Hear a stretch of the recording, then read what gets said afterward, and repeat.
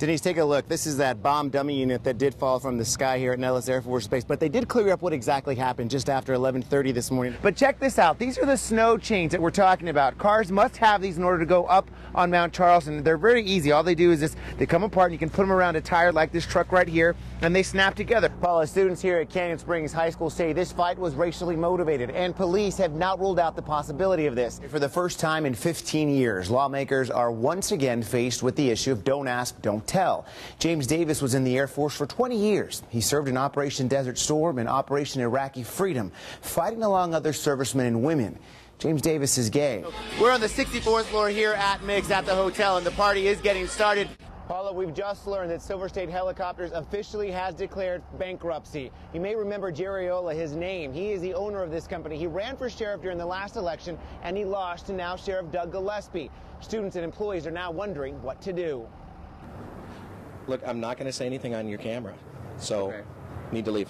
Who are you with? You need to leave right now. No one was willing to talk at Silver State Helicopters today, just one day after employees and students were told the company was folding up shop. Mechanic Gene Federico says he was in California yesterday when he found out the business was closing. We got a company-wide email saying they're closing the doors. At 5 o'clock, we were terminated, and we would get notification as to how to pick up our belongings. So I just picked up my toolbox, and now we're not allowed in. So this is it. We're out of a job. And he's not alone. Alan Duncan moved here from Missouri and took out a $70,000 loan to get his pilot's license. He was supposed to get that license tomorrow morning. I really don't know where to go from now. It's I don't know of any other schools in this area, and I feel like I'm kind of trapped, really. I moved up here, and now it's like, what do I do now?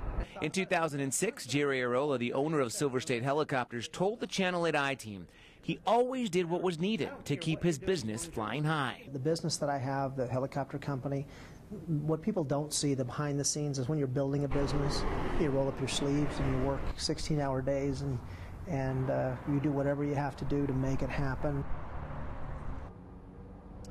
And clearly that didn't happen. We did try to contact Mr. Arola for comment today, but he was nowhere to be found. As for Duncan and a number of other students, we've been receiving emails all day since this story has been happening from not only students here in Las Vegas, but across the country where he has other schools. They've been emailing us, telling us that they took out student loans for about $70,000. Now they're worrying as to how they're going to have to pay this. Reporting live, Chris Saldana, Channel 8 Eyewitness News. Channel 8's Chris Saldana has one woman's story whose volunteerism turned into an emotional reunion with her 29-year-old son who'd been missing for years. In the sea of hundreds of homeless people, a Kansas mother came to Las Vegas for two reasons. One, to volunteer. Two, in hopes of finding her son who had been missing for 4 years. She was able to do both.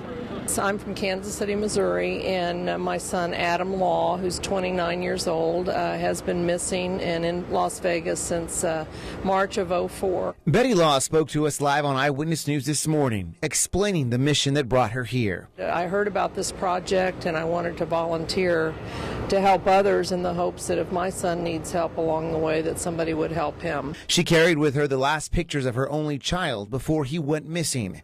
Minutes after our live interview, she found him. The two walked away to talk privately. She talked to us after their reunion.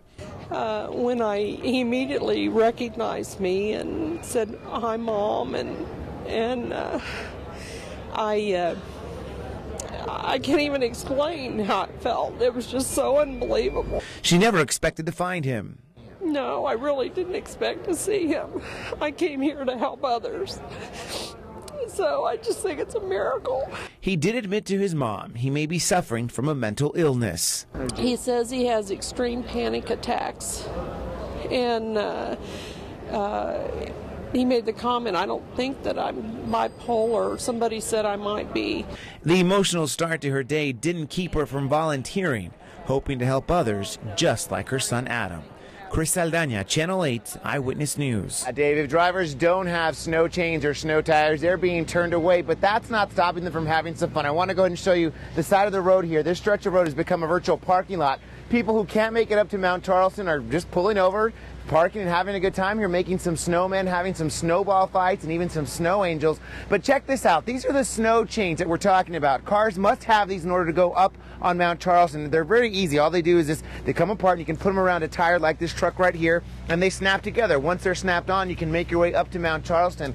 NHP's out there, as well as NDOT and as well as Metro Police, making sure that vehicles are equipped with this kind of equipment if they do want to make it up to Mount Charleston. We've talked to a number of people who've been coming up and down the mountain, just trying to gauge how much snow has fallen from here compared to up there, and they say several inches of snow has fallen up there, but they're surprised with how much of snow has actually made it down to the base. And you can see families, schools let out, so kids are making their way out here with their families and taking some pictures, making some good Christmas cards, and just having a good snowball fight and building some snowmen, as we mentioned. There's been a number of pets out here as well. Pet owners are bringing their pets out here to enjoy this snow. It's all a lot of fun for everyone who's enjoying it. Reporting live, Chris Saldana, Channel 8's Eyewitness News. Dave, Paul Jones started collecting baseball cards 11 years ago when he was 11 years old. But it's more than just breaking a world record for him. It's been a life-changing experience. This is my Roger Clemens jersey. It's worth over $800. St. Louis Cardinals World Series Championship. Carmen Kilbrew signed jersey. Paul Jones has turned his parents' home into somewhat of a baseball museum. This is my Joe DiMaggio picture that I got him to sign at a card show. From photos of ball players to autographed baseballs. But his passion lies in baseball cards. It's over 618 cards of them. He will soon hold the Guinness World Record for most cards collected by a single person. But it's more than just collecting cards for Jones. I'm missing gene 16 from my head.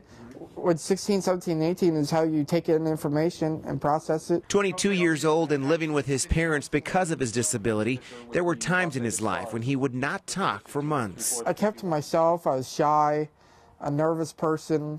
You know, I kept to myself, didn't really talk to anybody. You know, I was basically a loner. His father says things changed when he got his first set of cards from a baseball player at a game. The doctors had told us that Paulie's going to reach a certain level in life, and that's going to be it, and, you know, don't expect too much. Soon his parents started using baseball cards as a learning tool. This is how he learned geography. Florida, Dunedin Blue Jays, Jupiter Hammerheads, Palm Beach Cardinals, Florida Marlins.